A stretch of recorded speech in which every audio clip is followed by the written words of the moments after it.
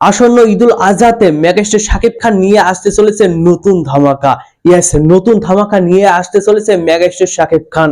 তুফান এবং তাণ্ডবের পর আবারও আলফা আই এবং এসবিএফ এর প্রযোজনায় মেগাস্টার শাকিব খান আসতে চলেছে। তবে রিয়েল এনার্জি প্রোডাকশন হাউসকে মেগাস্টার শাকিব খান এই মুহূর্তে শিডিউল দিচ্ছে না। এই বিষয় নিয়ে আজকের ভিডিওতে আমি তারামিয়া বিস্তারিত আলোচনা করব আপনাদের মাঝে। তো চলুন মূল গসিপে।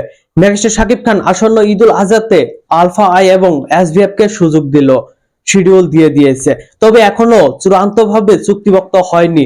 মেগাস্টার শাকিব খান নাকি শাহরিয়ার শাকিলের খুব ভালো বন্ধু, তার সঙ্গে কথা হয়েছে, মেগাস্টার শাকিব খানের সঙ্গে তাদের কথা হয়েছে, শাকিব খান তাদেরকে শিডিউল দিয়ে দিয়েছে। তবে অফিসিয়ালি এখনো স্বাক্ষর করেননি সেই সিনেমাটিতে শাকিব খান থাকবে বলে। কিন্তু এটাও সত্য, শাকিব খান থাকবেই সেই সিনেমায়। এই শিডিউলটা ইতিমধ্যে দিয়েই দিয়েছে এসবিএফ এবং আলফা আই কে। মেগাস্টার শাকিব খানের এই সিনেমাটির পরিচালক কে হবে সেটা এখনো বিস্তারিত তারা জানায়নি। আলফা আই এবং এসবিএফ কেউ এই বিষয়ে বিস্তারিত জানায়নি। তবে এই শিডিউলটা কনফার্ম হয়ে গেছে, লক হয়ে গেছে মেগাস্টার শাকিব খানের আসন্ন ঈদুল আজহার প্রজেক্ট।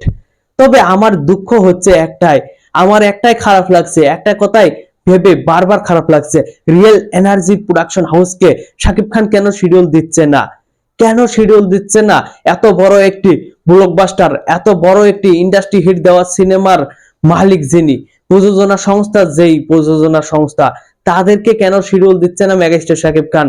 এই বিষয়ে আমি কিন্তু বিস্তারিত কিছুই জানতে পারিনি। তবে বরবাদ সিনেমার প্রযোজক জানায় শাকিব খান যখনই তাদেরকে শিডিউল দিবে তখনই নাকি তারা শাকিব খানকে নিয়ে কাজ করতে রাজি। শাকিব খান যখনই তাদেরকে সুযোগ দিবে তখনই তারা শুটিং এ নামবে, তখনই তারা নতুন সিনেমার কাজ শুরু করবে। এই মুহূর্তে তারা নতুন একটি সিনেমা নিয়ে প্ল্যান করছে, ঈদুল ফিতরের সিনেমা। সেই সিনেমাটিতে অন্য কোনো নায়ক থাকতে পারে, অন্য কোনো নায়ককে নিয়ে তারা চিন্তা ভাবনা করছে। সেই সিনেমায় শাকিব খান থাকবে না।